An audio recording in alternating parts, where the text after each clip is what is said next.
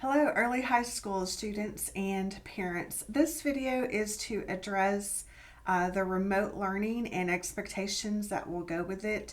Um, we will have a link on Friday, August 7th, where you will finalize your choice and let us know whether your child will be here face to face or remote learning.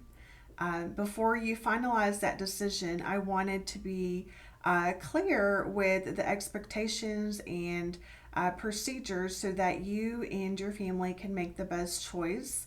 Um, of course, my heart wants every student here in person so I can see them and interact with them every day. But I understand that these are trying times, and every family needs to do what is best for their family. And so we will support you either way. But I just wanted you and your child to watch this video together and to be sure that remote learning is what you're wanting to do and that you understand what will be expected.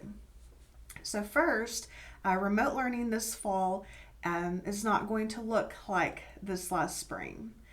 This last spring, we had packets, and students were on their own timeline, and there was a lot of flexibility there. It's not going to be that way this fall. It's going to be much more structured. Attendance will be taken, and so students are going to have to be engaged daily, turn in assignments daily. The state requires 90% attendance for credit. And in high school, it's not just attendance taken once a day, it's attendance taken per course. So if your child has 8 courses, they're going to have to be engaged in each of the courses. So it's not like in the spring where it was pick and choose. I want to do this, I don't want to do that, or I don't feel like doing that today. So we need to be clear on that there's going to be a lot more rigor. They're going to be expected to do just what they are doing in the in-person class. So just consider that. Also, let's go ahead and talk about with remote, everything's going to be online. So there will not be packets that are picked up. We will not print copies. Everything is going to be online. Therefore, internet availability is highly recommended. Students will have to engage, to watch videos, to look at assignments, complete assignments, turn in assignments. So that is something to consider as well. When we're looking at how is this going to look, we're going to be using Google Classroom. So each course that your child is in will have a Google Classroom page. Parents can be added as well. So if we have a good email for you, parents can be added. Again, on the high school level, we're not expecting you to be the teacher for your child, but we do need your support, and we need you to help us support your child and encourage them. The studies have shown that with online learning, feelings of isolation are common. Lack of motivation is common, and therefore, we need you to look and have your child show you their progress and show you where they are. Because especially for upperclassmen that are looking to graduate, without the attendance portion, there will be no credit. With grades, there's going to be firm due dates, penalties for late work. No work will be zeros. They're not going to have a whole 6 weeks and then at the last minute try to turn everything in.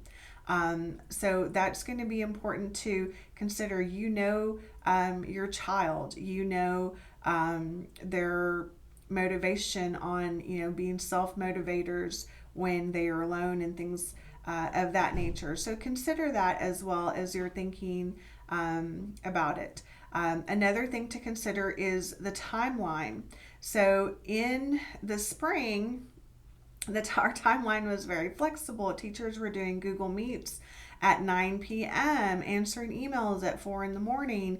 And for this fall, it's not going to be that way. Again, there will be a lot more structure. Teachers' work days are going to be from 8 to 4 p.m.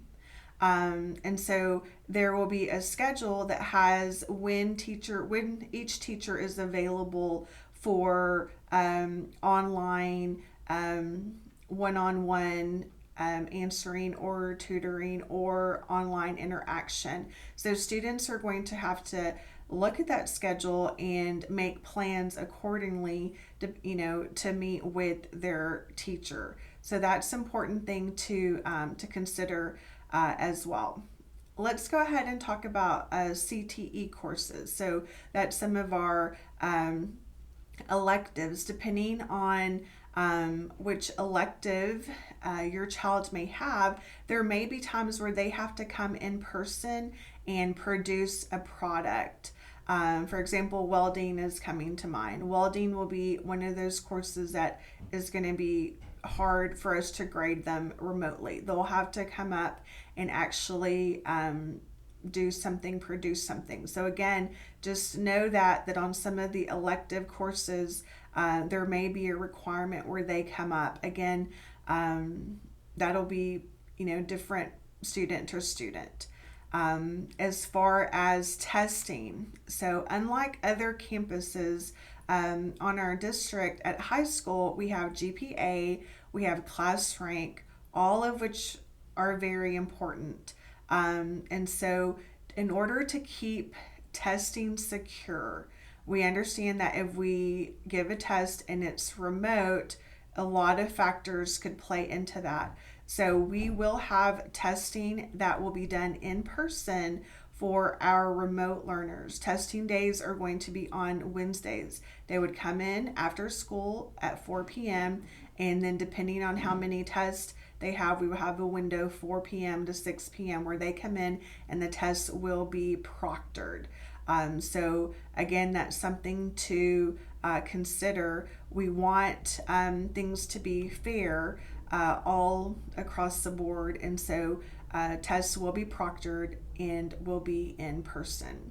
Another thing to consider is that when you make your decision to be a remote learner, that is a 6-week commitment, a 6-week grading period commitment. Some grading periods vary and could have 5 weeks, some may have 7, but it's a commitment for that amount of time. We're not going to be changing in between that. So just consider that when you make that choice, that it is going to be a 6-week commitment. We will have technology staff available to help answer questions with some of the technology issues. And what we'll recommend for that is that you call and then our tech staff will get back to you to help you through that issue.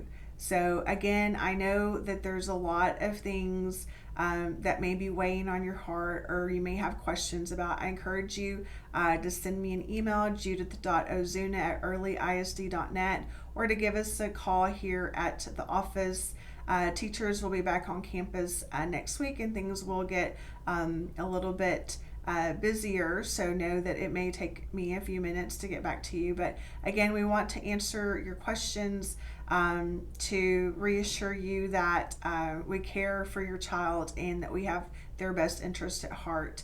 But we know that they need to be challenged in order to grow. And so again, please contact us if you need anything from us.